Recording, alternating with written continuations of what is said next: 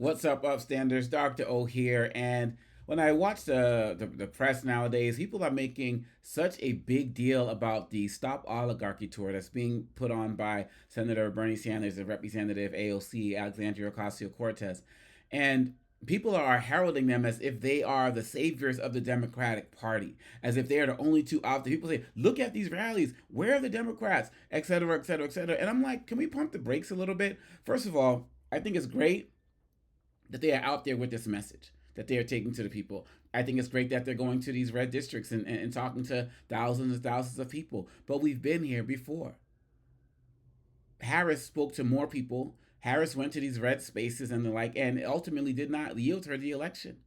Secondly, I got to ask the question: what is the tour producing? When you go to the website, it's a berniesanders.com/oligarchy tour. So when you go to the website, you gotta at the top it says Fighting Oligarchy Tour, tells you what it is. It says Meet Bernie. Then there's a store. Then you just go down to the bottom. There's an opportunity to sign up for the listserv and to also contribute. And then when you go to the store, it's pretty much all different types of Bernie type stuff because it's his website.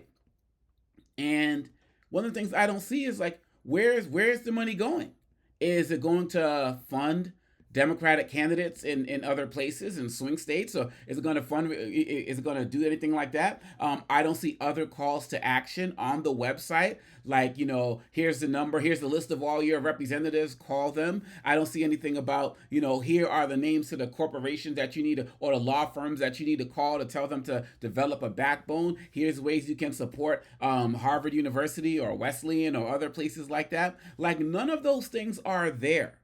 And so when I see that those things are missing, I find it problematic that the press is looking at this and saying that these two this tour are the saviors. Look, Senator Sanders and Representative Ocasio-Cortez are incredible individuals, and they're great for the party. There's no issue or challenge there. I love the fact that it's a multi-generational type of event. But people shouldn't be promoting this as the savior of the Democratic Party and say that other Democrats are missing in action because they're not doing what these two are doing. You got Senator Van Hollen going down to Maryland and to fight for his constituent, the senior senator from Maryland from the state I live in right now, which I respect tremendously. You got what Senator Cory Booker has done in Washington State. You have Representative Jayapal, who's actually organizing people, teaching people how to organize using Dr. King's principles, and principles from the civil rights movement, telling people what to do, how to resist nonviolence, like how to resist violence that's coming your way, I should say. All of these things are happening, across the country. Other Democrats are going to places where Republicans won't have town hall meetings, and it's also making sure that they can speak to the people. And so I think that what the message that they're bringing is good. But overall, people should not be looking at this as the saving grace for the Democratic Party. I don't see any organizational tools that are coming from here. I don't see any organizational strategy that's there. I feel like at the end of the day, Kamala, like I said, had double the crowd sizes in many of these spaces, but ultimately it didn't translate into votes. And people are going to say, well, she had Beyonce at her events and so on and so forth. So what? She had access to Beyonce and it happened. So what? Right? She also went to many places, and all of the places that she went to, were free and open to the public. They were moving things to wings of aircraft carriers or whatever it is, their hangars at airports, whatever it is they were doing.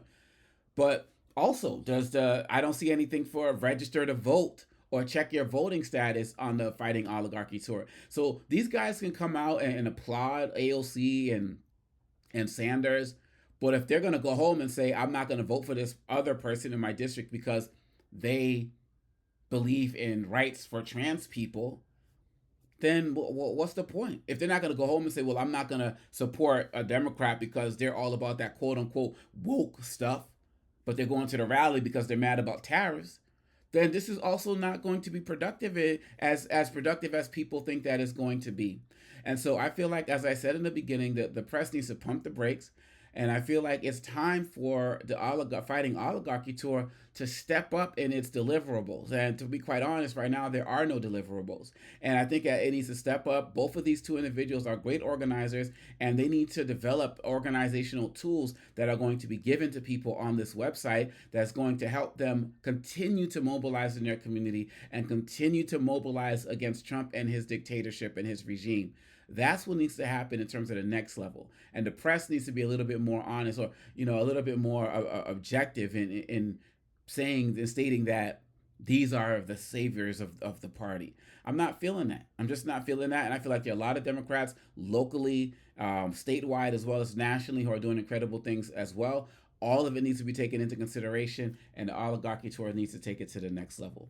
Those are my thoughts. What are yours? Peace.